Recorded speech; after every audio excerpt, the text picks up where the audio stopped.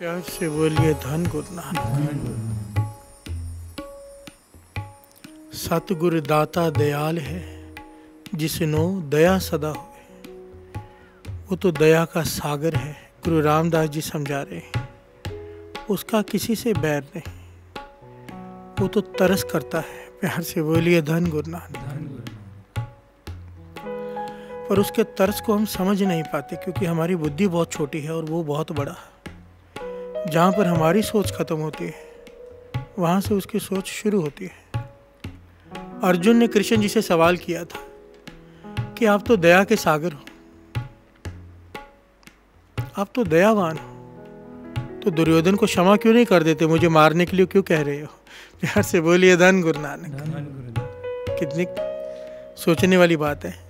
कृष्ण जी अर्जुन से कह रहे कि मार दुर्योधन को, सबको खत्म कर दे जो सामने खड़े।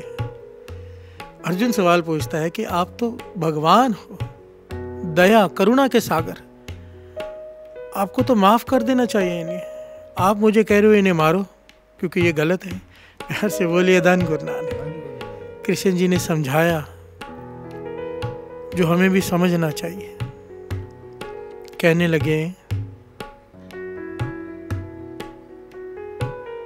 कि बुरे इंसान को जो बुराई से हट न रहा हो, उसे बुराई से हटाने के लिए मारना भी उसके ऊपर तरस करना है। प्यार से बोलिए धन गुरु नानक। अर्जुन तो समझ नहीं रहा, दुर्योधन को अगर नहीं रोका गया, ये सारे विश्व को बुराइयों से भर देगा और उसके ऊपर पाप चढ़ता जाएगा। उसे पाप कर्म से रोकना, ये उसके ऊपर तरस है। प्यार से बोलिए धन गुरु नानक। समझा कर देख लिया सबने, नहीं समझ रहा, क्योंकि कर्म करने से मैं नहीं रोक सकता। बहुत विशेष पहलू है ये।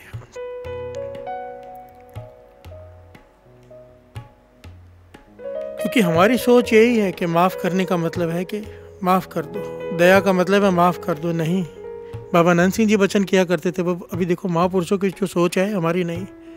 कहते थे राज्य की सरकार सख्त हो अपने नियमों पर, दोषी को सजा दिलवाना सबसे बड़ा न्याय है। क्योंकि अगर दोषी को सजा नहीं मिलेगी तो गलत काम बढ़ते जाएंगे। प्यार से बोलिए धन गुरु नानक। ये नहीं कहा दोषी को माफ कर दो, नहीं, दोषी को सजा देना, क्योंकि उसे देखकर ही बाकी सीखेंगे। प्यार से बोलिए धन गुरु नानक। ये सारे समाज पर दया है।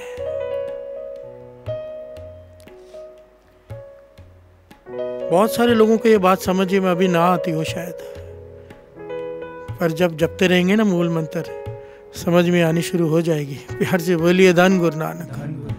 धन गुरु नानक। हम अक्सर कहते हैं कि गुरु बड़ा सख्त है।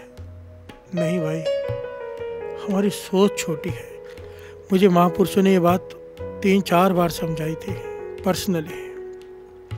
जब उसका किया हुआ कुछ समझ में ना आए तो अपनी सोच पर डाउट करना, गुरु पर नहीं। प्यार से बोलिए धन गुरु नानक।